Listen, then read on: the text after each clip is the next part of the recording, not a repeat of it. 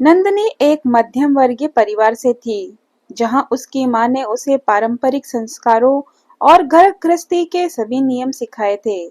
जब उसकी शादी अरविंद से हुई और वह अपने ससुराल पहुंची, तो उसे वहां की सास सुधा देवी बाकी औरतों से बिल्कुल अलग लगी। सुधा देवी एक सीनियर बैंक मैनेजर थी, जो रोज सुबह जल्दी उठती, योगा करती, अपने काम पर जाती और शाम को देर से घर लौटती। नंदनी ने कई बार उन्हें बातचीत के लिए रोकने की कोशिश की, लेकिन सुधा देवी बहुत कम बोलती थी। वह नंदनी के खाने की तारीफ नहीं करती, न ही उससे ज्यादा बातचीत करती। नंदनी को यह व्यवहार अजीब लगा। उसे लगा कि उसकी सास उसे पसंद नहीं करती। एक दिन नंदनी ने घर की सफाई करते हुए सुधा देवी की एक डायरी देखी। उसमें उनके बैंक के काम, कुछ समाज सेवा संस्थाओं के नाम और ढेर सारी हिसाब किताब की बातें लिखी हुई थी। वह मन ही मन सोचने लगी, क्या मेरी सास को सिर्फ पैसे कमाने की ही फिक्र है? उसी दिन रात के खाने के दौरान नंदिनी ने हिम्मत करके पूछ लिया, माँ, आपने कभी मुझसे यह नहीं पूछा कि मैं कैसा महसूस करती हूँ?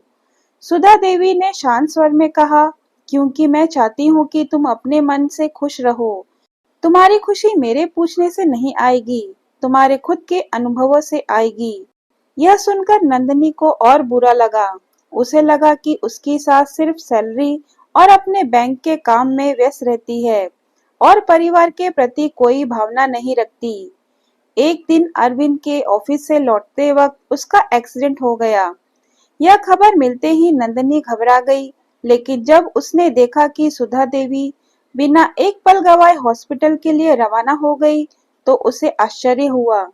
हॉस्पिटल पहुंचने के बाद सुधा देवी ने डॉक्टर से लंबी बातचीत की, हर जरूरी कागज तुरंत साइन किए और अरविंद के इलाज में कोई कसर नहीं छोड़ी। जब नंदनी ने उसे पहली बार रोते हुए देखा, तब उसे समझ आया कि उनकी चुप्पी में भी प्यार छुपा था। अरविंद ठीक हो गया और कुछ दिनों बाद नंदिनी ने सुधा देवी से पूछा, माँ, आप अपनी सैलरी का इतना बड़ा हिस्सा हर महीने कहाँ खर्च करती हैं? सुधा देवी ने मुस्कुराकर कहा, मैं अनाथ बच्चों की पढ़ाई में मदद करती हूँ।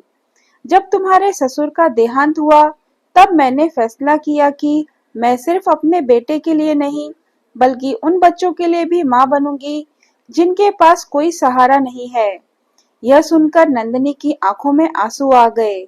उसने सोचा कि जिसे वह अब तक घमंडी और भावहीन समझ रही थी, वह वास्तव में न केवल अपने परिवार बल्कि पूरे समाज के लिए जी रही थी। उस दिन के बाद नंदनी की सोच बदल गई। उसने सुधा देवी के कामों में हाथ बटाना शुरू किया। दोनों मिलकर अनाथ बच्चों के लिए किताबें खरीदते, उनकी पढ़ाई में मदद करते और जरूरतमंद महिलाओं को आत्मनिर्भर बनाने के लिए ट्रेनिंग देते। अब नंदनी को एहसास हुआ कि हर सास को अपनी बहू से सिर्फ रसोई में मदद की जरूरत नहीं होती, बल्कि कभी-कभी वह अपनी बहू को एक दोस्त और सहायक के रूप में देखती है। प्यार दिखाने के अलग-अलग तरीके होते हैं। हर सास बहू को शब्दों से प्यार नहीं जताती, लेकिन उनके काम और फैसले उनके प्यार का प्रमाण होते हैं। रिश्तों को समझने और अपनाने में समय लगता है, लेकिन जब सास बहू एक दूसरे की भावनाओं को समझने लगती हैं, तो यह रिश्ता दुनिया का सबसे खूबसूरत रिश्ता बन जाता है। दोस्तों, अगर आपको मेरी वीडियो पसंद आए तो वीडियो को लाइक, शेयर और सब्सक्राइब करना ना भूलें और कमेंट बॉक्स में कमेंट करके ज़रूर बताएं कि आपको मेरी वीडियो कैसी लगी। और अगली कहानी आपको किस विषय में चाहिए, आप मुझे कमेंट बॉक्स में कमेंट करके ज़रूर बताएं। मैं आपके लिए उसी विषय पर कहानी बनाने की कोशिश करूंगी। धन्यवाद।